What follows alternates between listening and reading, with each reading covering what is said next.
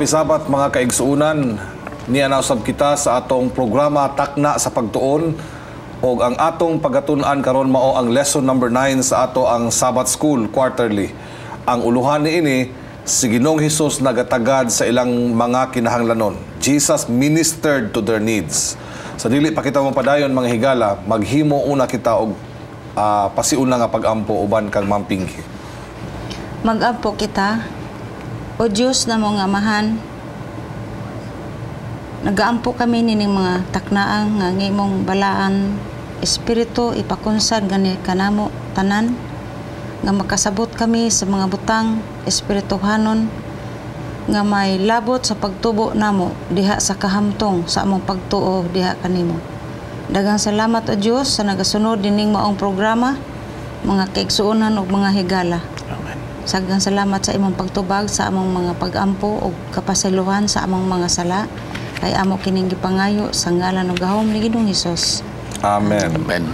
Atong basahon mga higala ang pangabli nga panghunahuna nga gibase sa ato ang memory text nga makita sa Mateo kapitulo 9 bersikulo 35.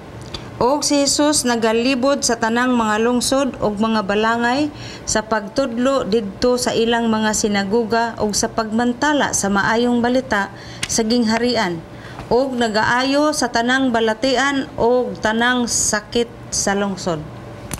Ang atong leksyon karon mga higala nagpasundayag sa kinaiya ni Ginoong Hesus pinaagi sa iyang pagtagad sa tanan nga mga panginahanglanon sa mga katawhan sa bagong tugon. Ug ato makita mga higala ang diskusyon dinhi daghan nga mga examples nga gipakita sa New Testament mahitungod sa mga tao kaniadto nga naka-directly recipient of God's extraordinary act of kindness ug sa iyang pagministeryo. Una mga higala atong paghisgutan kining anak nga babae ni Jairus nga usa ka pangulo sa sinaguga, Pastor Dan dito sa ilaang dapit nga diin si Jairus nga pangulo maoy miduol ngadto kang Ginoong Hesus nangamuyo nga ang iya ang gamay pa kay nga bata nga babae naa na sa ginganlan og point of death. Unya gihangyo na sa Ginoong Hesus. Ug ang atong leksyon ug ang Biblia nagapakita nga si Ginoong Hesus may uban pero giuluhan man sa atong leksyon og interruption. Nga atong saysayan ni gamay, why is there such an interruption in the ministry of God when in fact ang purpose sa Ginoo mao man ang pagministeryo? Katumong panahon na porting daghana po kayo giatiman si Kristo. Kay atong ma-imagine mga kaigsunan nga samtang nagahimo si Kristo siyang pagministeryo, mura bito ni siya kanang usa ka celebrity, usa ka artista nga ang mga tao gapunsisok, gadasok unya gasunod-sunod sa iya, lahi-lahi ang mga panginahanglanon. Naay mga gigutom, naay mga masakiton. Unya adto nga time, dunay giatiman si Kristo. Gani dunay duha ka interruptions ang nahitaboan ni kon ato yung lawman ang pagsubay. Napamatoy isa ka babae. Now while si Kristo naa sa duot sa katawhan, hingabot ni si Jairo nga nagpakilooy nga iyahang 12 anyos nga batang babae naa na gyud sa ngilit sa kamatayon. Mao to nga naapay gitanaw si Kristo nga daghan nga mga tawo nga nanghikap niya, nagduot-duot niya, pero maski pa niana iyahang gitagad ang usa ka hangyo, although alang sa iyahang sitwasyon usa to ka gitawag interruption. Sa to pa ang kadang interruption mong og atong binisayon nabay nakabalda ba? O sa iyang katuyuan ng adlaw, ang iyang tuyo dito mao ang pag adto sa sinaguga, sa iyang paglakaw diha sa dalan naabay nanangpit, nanguhit. Atong tan-awon ang nahitabo, no? Sa diha nga padulong pa siya dito sa balay ni Jairus o ni Jairo, mga higala. Ang nahitabo doon ay usa ka babae nga doon na po'y balatian. Nga dili na lang gani siya gusto nga mahibawan o ma-interrupt si Ginoong Hesus, mga higala. Busa ang gibuhat, hikap na lang siya sa sidsid. Ang iyang hunahuna, hikapon ko na lang ni kay busy man kaini si Ginoong Hesus. Unya naapod sa laing paingnon ug ako pa po ning hunungon kay magpa-entertain ko. Lisod na kayo, daghan na kayo, no? Malangan na kayo. Pero katong nga babae puno sa pagtuo. Og diin pud siya atong hunahunaa, Pastor Dan og Ma'am Pinky nga miabot raman pud sa iyang hunahuna nga iya na lang hikapon ang sid-sid sa sanina ni Ginoong Hesus. Og naayo ra ba? Naayo. Sa akong na ba, faith kamit bahirig man gyud sa atong nahibaw-an. So sa iya tingaling pagkabalita-balita sa mga hitabo, sa mga milagro, nga uban nagpahikap gyud insa nga ang akong case talag sa one kay baho ra ba ko kay 12 ka tuig na kong talinugo. So kana nga premise murag iya na lang gibati na nga di na kinahanglan nga mahibaw-an siya. So dito siya nakiga duot sa mga ang mga tao nagpalibot kang Ginoong Hesus sa iyang pagtuo nga makahikap lang ko gamay sa iyang sidsid mamaayo na gyud ko. That was because of her great faith. Og ang nahitabo Pastor Dan, mangutana ra ko kunimo kay pastor man ka. At tukunong tan-awon ang theology or makahimo ba tag theology ani?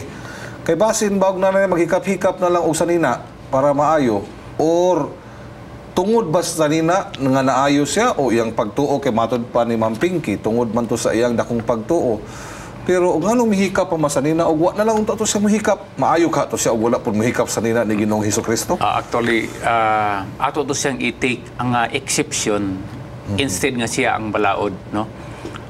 Kung moingon ta nga ang sinina ni Kristo makaayo, doon na tayo tendency nga mo adto sa kinang gitawag pantheism. Nga abot ipasabot nga ang tanang mga butang nga na-link sa Dios pwedeng makaayo. Pwedeng makaayo.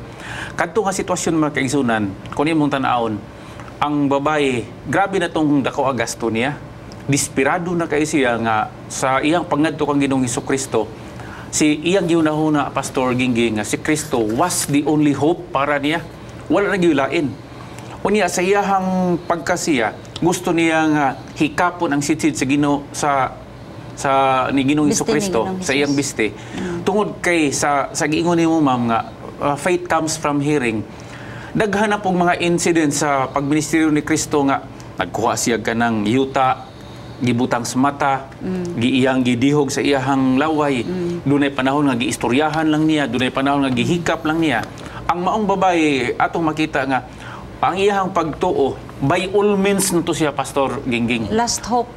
By all means nakaingon siya nga bisag unsa nga contact nga akong mahimo ni Kristo through prayer or paghikap sa iya kay balo ko nga maayo gyud ko.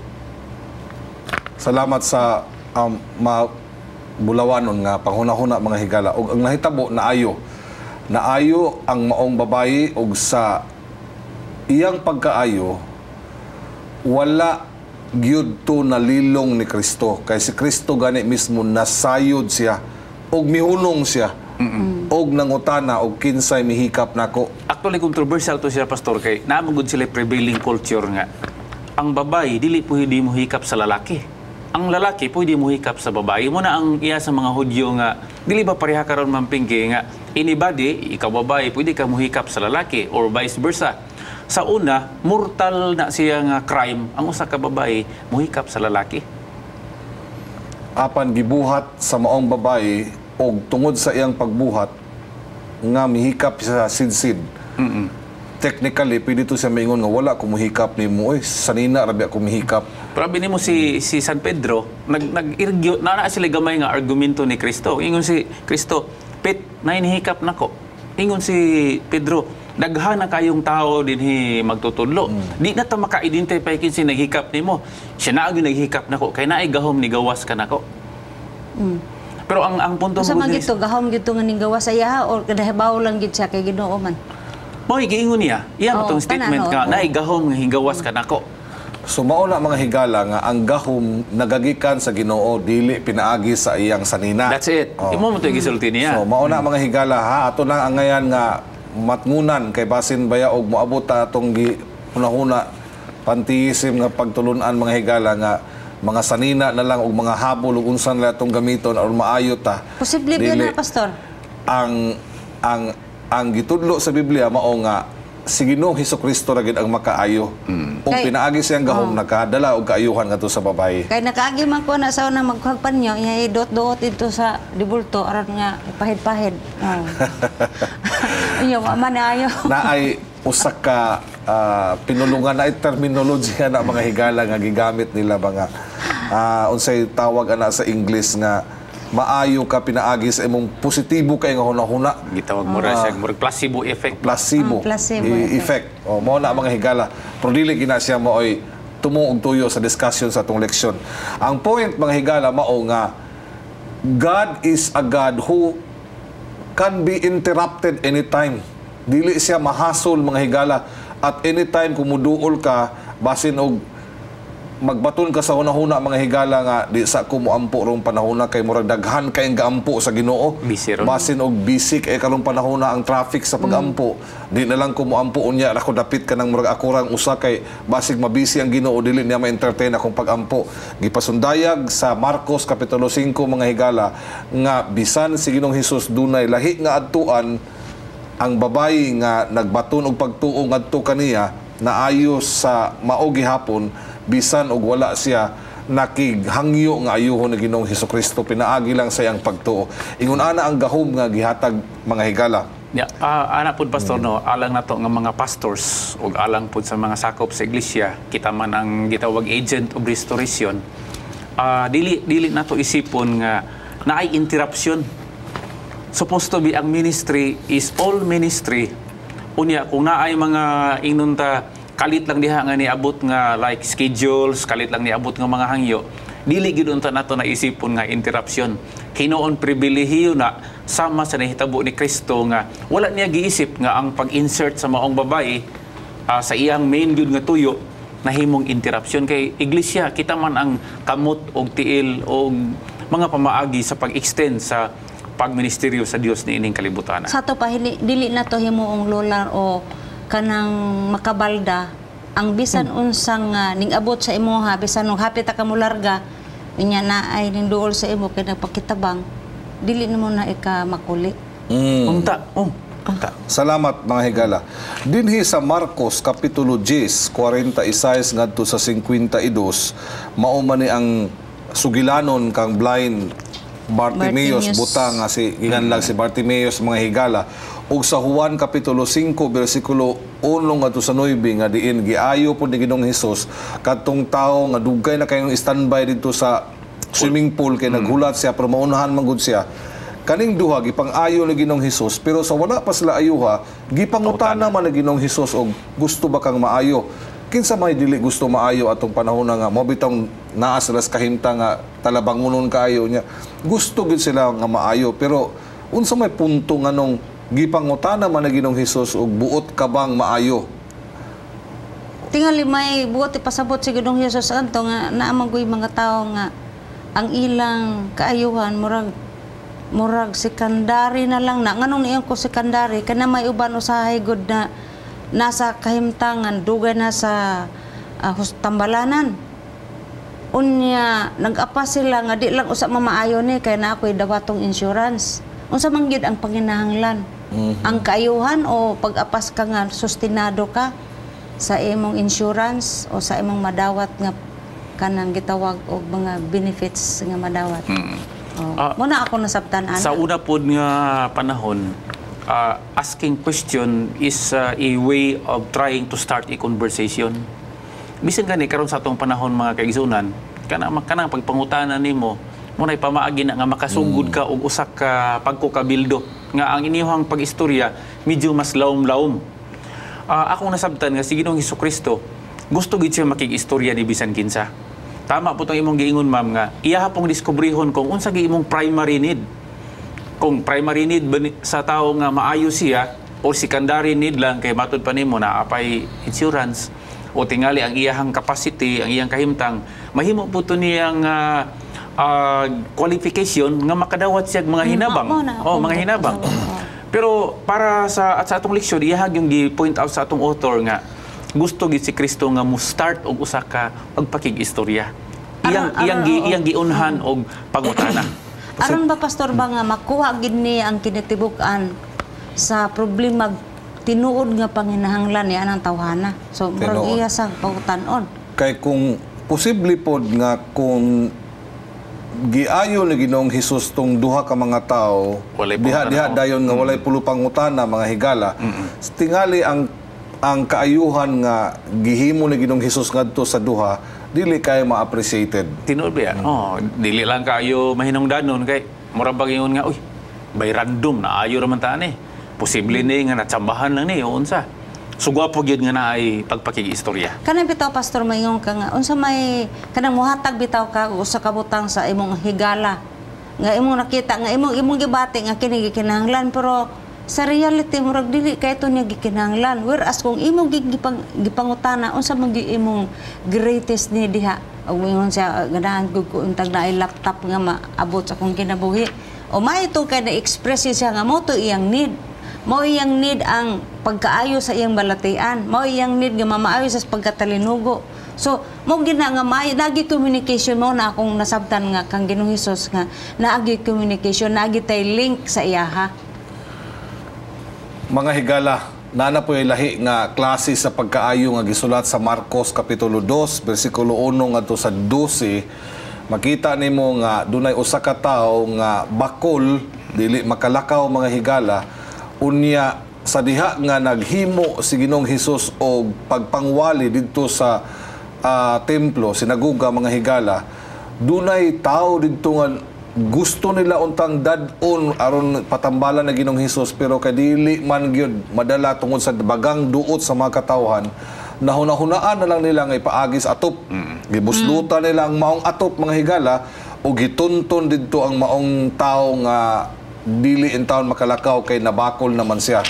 Unya sa paghangad ni Ginoong Hesus nga dunay tao nga gitunton, milingi siya. Unya ang Biblia tataw nga nagapadayag nga nagaingon didto nga sa diha nga nakita ni Ginoong Hesus ang ilang pagtuo.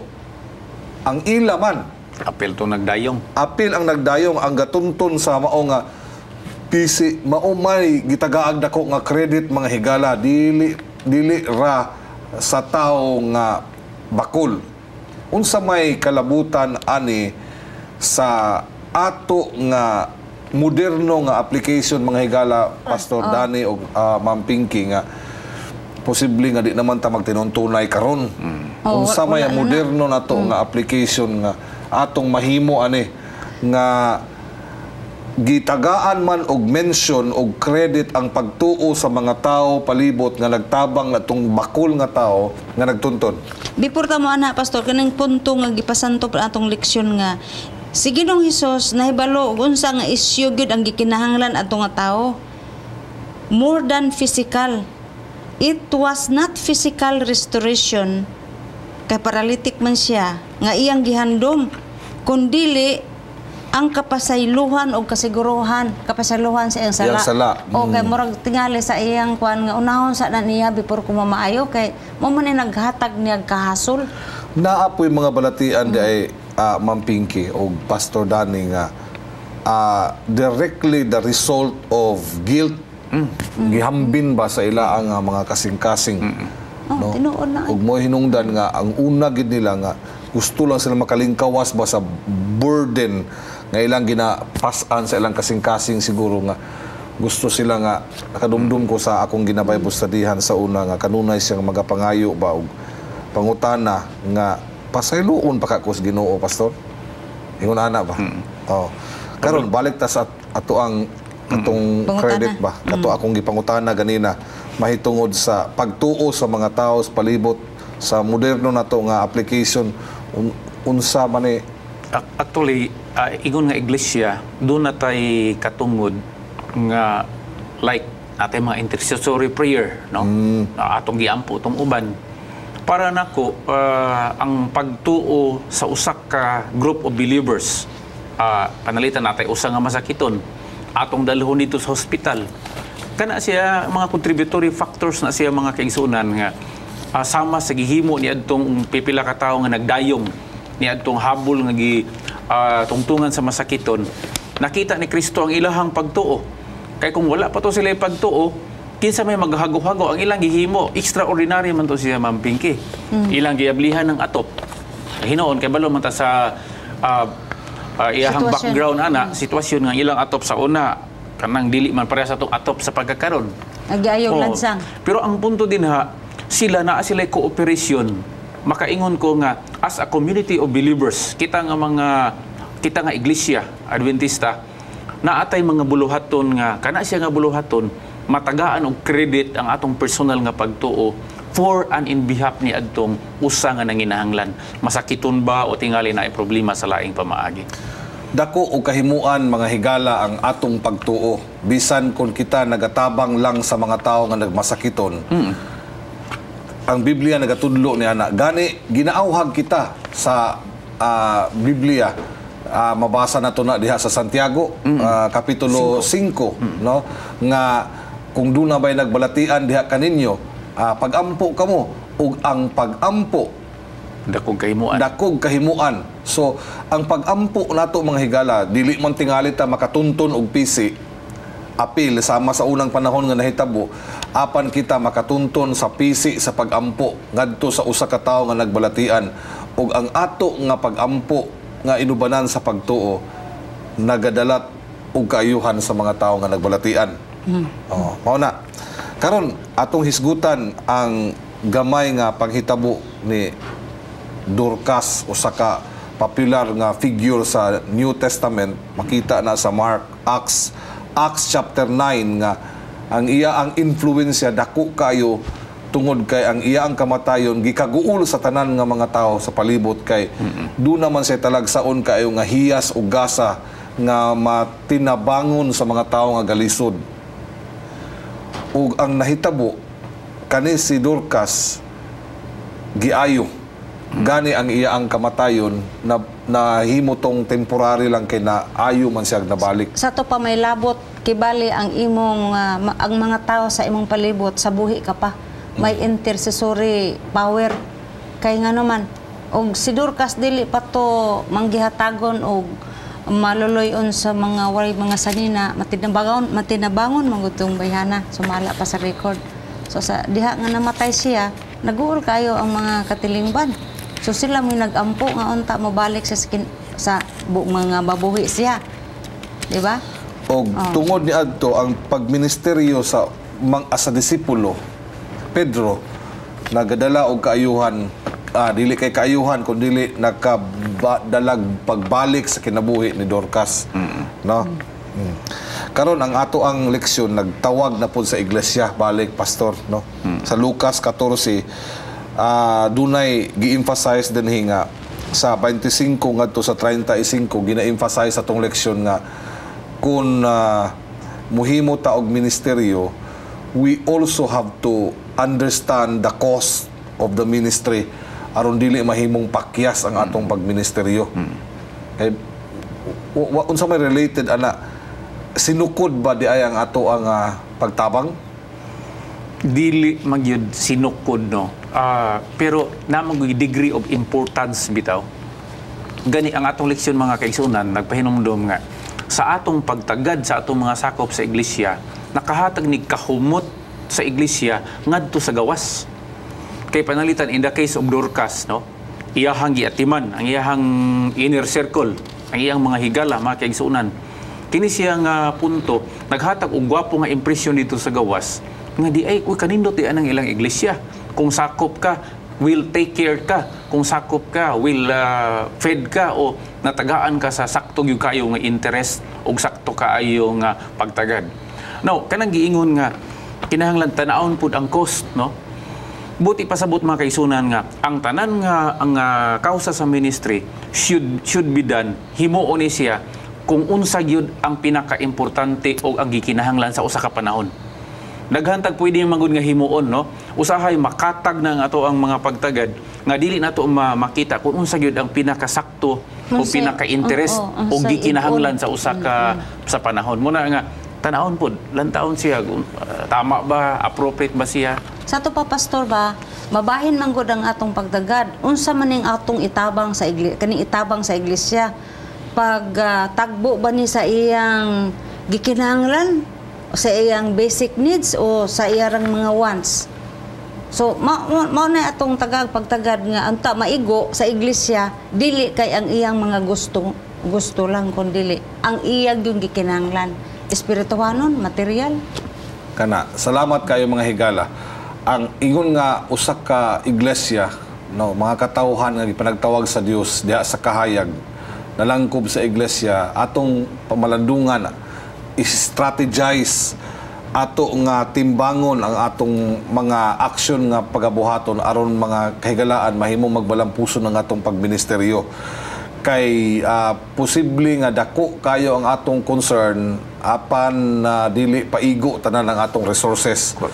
Mauna nga ang ato mga higala, ato ni siyang maplano pag-ayo. Mo'y gusto sa Ginoo nga magplano tag pag-ayo aron mahimo nga kana bang maayo kaayo nga pagkaplastar sa atong resources nga ma-appreciated pag-ayo ang ato ang pagtabang sa mga katawhan nga naa sa kalisod.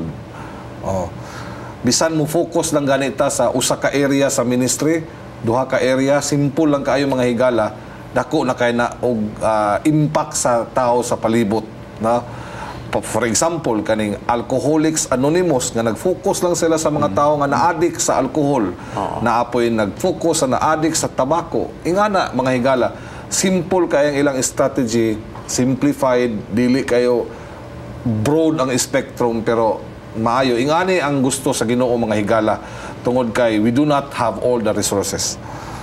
Salamat kayo mga higala sa inyo ang pagsunod sa ato nga leksyon ni ining semana, lesson number 9, og miabot na ang panahon nga atong tapuson og naghinaot mi nga kato nagkadala og dakong panalangin kaninyo. Dili pa ta mo padayon, dunay pinasahi nga musical rendition ang giandam sa ato nga programa alang kanatong tanan.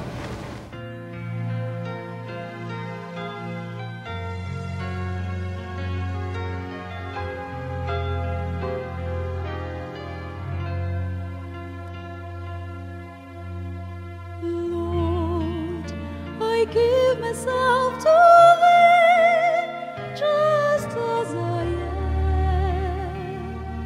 I have wasted many years of the life that thou didst redeem by the sacrifice of thine own life.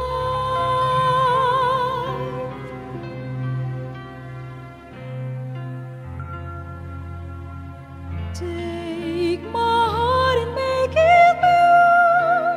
Hear me, my dear Lord. I will love thee with all my soul. Lead me, guide me, O God, and forgive me. Have mercy upon thy sinful child. Help us to be strong to face these life's struggles. Labing gamahanan nga Dios, dili kami matagbaw nga magatawag kanimo. Kung ikaw nagatawag kanamo ngadto sa susama nga kinaiya ni Ginoong Hesus nga magadala og panalangin ngadto sa uban, labi na sa mga katawhan nga naa sa kalisod. Hinaot unta nga mahimo kami panalangin ngadto sa uban. Ug panalangini ang mga kaigsuonan, ang imong iglesia nga mahisusama sa imong kinaiya. Amen. O Ginoo, salamat nga ikaw magatubag sa imong pag-ampo amo kaning pagadawaton ang tanan sa ngalan ni Hesus. Amen. Amen. Lead me, guide me, O God, and forgive me. Have mercy upon thy sinful child. Help us to be strong to face these life's struggles and have this peace in our hearts. Sanctify my heart to be worthy. Let my mind be guided by thy Spirit to prepare itself for the promise that you give, a promise of eternal life. Takna sa Pagtuon would like to thank Engineer and Mrs. Jose Caballero. Thank you for being our ministry partner in sharing love, changing lives.